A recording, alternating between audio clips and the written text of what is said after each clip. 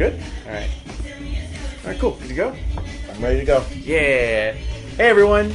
This is D'Angelo, aka Darth Mexi from the Geek Lyfe, and today I'm here with the wonderful Megaran. Hey, what's up? So, me and my photographer Carlos, we're actually here from Photo Arcade. We're actually here at the show with MC Chris, MC Lars, and Megaran. Megaran did an amazing show, like super good. Thank you. Yeah, and I have to do a confession that you are legitimately like my favorite nerdcore rapper, like of all time. Like, yeah, it's you and then Samus, like in second place, and then that's dope. Thank you. Samus is incredible. Like, I love her so much. So yeah, and I actually discovered her because of you, like actually sharing. So that's really cool that everyone like is all cool in that community. Absolutely, man. It's a great thing. And the earlier generation of nerdcore, I get to talk to those guys, but being able to be on the road with Chris and Lars and talking to Front a lot, they were all saying that was kind of missing in the beginning. Yeah, is that no one, although we all loved each other, no one really vouched for the other or went to bat for the other and said, go listen to that other guy. And they think that if they had done that, maybe the scene would have kind of moved along a little faster. Yeah. You know, so sometimes it pays to, when somebody does something amazing that you wish you did, you know, it's okay to tell people about it. You know? Yeah. And I think that happens all the time between Samus, Richie Branson, Kadesh Flow. Oh man, there's so many folks, and I hear stuff, and I'm like, wow, this is cool. Yeah. And so I want more people to know about it. You know, Sky Blue and so many other people. They're out there. Awesome. So I'm gonna make sure to shout them out. So although I'm a huge fan of yours, I was wondering if you could take a moment to like introduce yourself to anyone who might not be familiar with you. Okay. Well, a spaceship crash landed in Philadelphia, and I exited as a baby, but with superior rap skills, even from birth, and that's it. No. Okay, so the origin story begins in Philly, where I was born and bred, and at some point just decided one day that I needed a change of scenery, and I was a teacher, and I love teaching. I love students, and so I've been like just working on things and just trying to make something happen and feeling like I really need a shake-up. Yeah. And so the shake-up came when I came to Arizona, took a teaching job, moved around, changed my gears even with my rap approach because I was playing a lot of video games, and it reminded me of my innocence, and I love that feeling, and I want that feeling back. And the only way I could get that feeling back was to rap about all the funny, nerdy things that I loved. Yeah. And little did I know, Nerdcore was happening at the same time. And then I met MC Front a lot. Then I met Whitey Cracker. And then I met Chris. And I was like, oh, nice. There's more people doing this stuff. Yeah. And then it just kind of went on from there, man. The Mega Man album I did called Mega Ran got the attention of Capcom and made me their first and I think only officially licensed rapper. Wow. You know, and so yeah, I'm the first rapper that would be licensed by a major video gaming company, which is crazy. So I was really, from there just kind of pushing and still teaching. And then this guy MC Chris called me and asked me to tour, and I was like, all right, I'll try it. Yeah. And then we did it, and it was the greatest time of my life. And I was like, I want more of this. And so I quit my teaching job, and here I am.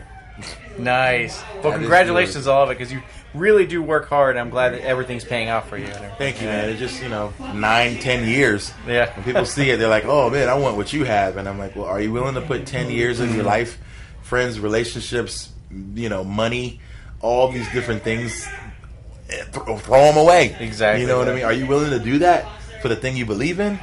Then you can say you want what I've had, because this isn't an overnight success story, So yeah, I'm really excited about that. I think the future is just so bright for what I do and for what Nerdcore is. So I'm really excited. Perfect, yeah. Right, and the next question is, which you kind of already answered previously with your origin story, is over the years, what geek medium has actually influenced you in your career and all that? You said video games, but I have noticed that you do reference Joker in some of your videos and all that kind of stuff. And then, so is it general all around, or is it mostly video games? That it's mostly games for sure. Yeah. But the Killing Joke is my favorite comic of all time, and that happened to me at a really influential age. And so, we did the Laughing At You video, and we did some Joker stuff. I did a One Bad Day song about Joker, because I felt like Batman mythology has definitely been kind of really influential to me. So comics, games, trading cards, a lot of geeky medium for sure. Old VHS tapes, you know. So I like being able to just spread my wings and dab my foot into all the things that I love. Yeah. So I still do it, you know. So there's a song about Stranger Things, and there's songs about horror flicks, and songs about comics. So I don't want to just be the guy who does video game stuff, even though I probably am the guy who does video game stuff. So that's okay. But I want to be able to do other stuff too. Nice. So all forms, yeah. Perfect. All right, so like I said before the interview, I'll be asking some basic questions like, your origin story and what influences you, and then also some fun ones that you might not get all the time. So this is actually one of them. So imagine in an alternate universe, Mega Man is a supervillain, and you're about to take over the world. However, Earth's defenders are coming to actually try to take you down in this last attempt. What two characters from any universe do you have by your side to help you conquer the world in this time? Well, I gotta say the Joker, because I think I've been so inspired by just the story of the Joker and how he manages to just continue to do all these crazy, wild things. And I would say Megatron. Nice. Yeah, those are gonna be the two that help me out. Right on. Because I need people that are ruthless, are gonna do what they got to do. Well, you're the mastermind. And I'll mastermind it and make it work. And I know these guys will do whatever it takes. And I always need someone who does whatever it takes. Nice.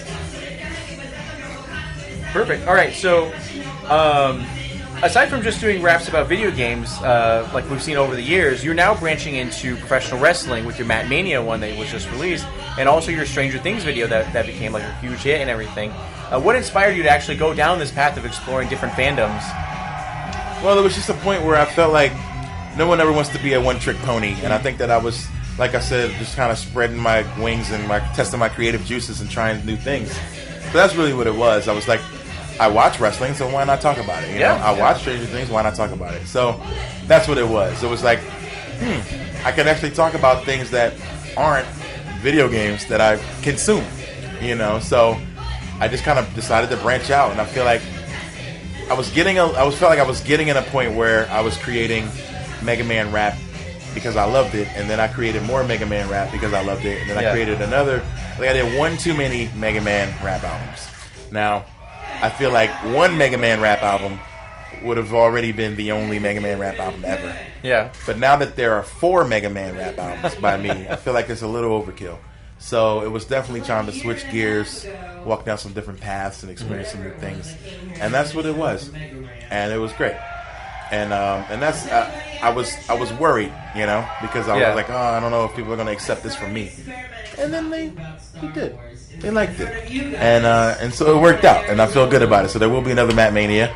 And there will be a part 2 of Stranger Things song. Nice, yeah. People definitely loved it since you were featured on Nerdist and for your videos and everything. And then also Up, Up, Down, Down actually did that for the Matt Mania as well. It was really cool. Showed me love, man. I appreciate it. Xavier Woods is my buddy from way back. And I'm just so honored to see him killing it. Seeing the New Day killing it. Ridiculous 400 days as champions and all this cool stuff that's happening that I never would have imagined. And you got 3 complete geeks, just goofing off on TV. I never thought I'd see that. So it's amazing. This is the best time to be alive for a creative. Over the years, you have created a ton of amazing music.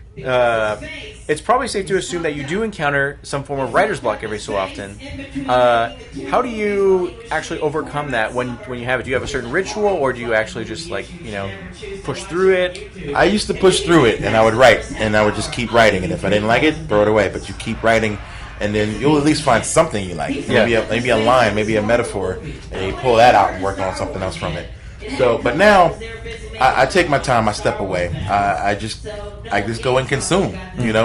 Whether consuming means going watching TV or reading comics, or consume the outside. Go outside, take a walk. Jog, go hit a heavy bag. Something that will take my mind off it, and then an idea usually comes. Honestly, I feel like I don't think writer's block is a real thing. I think it's all mental.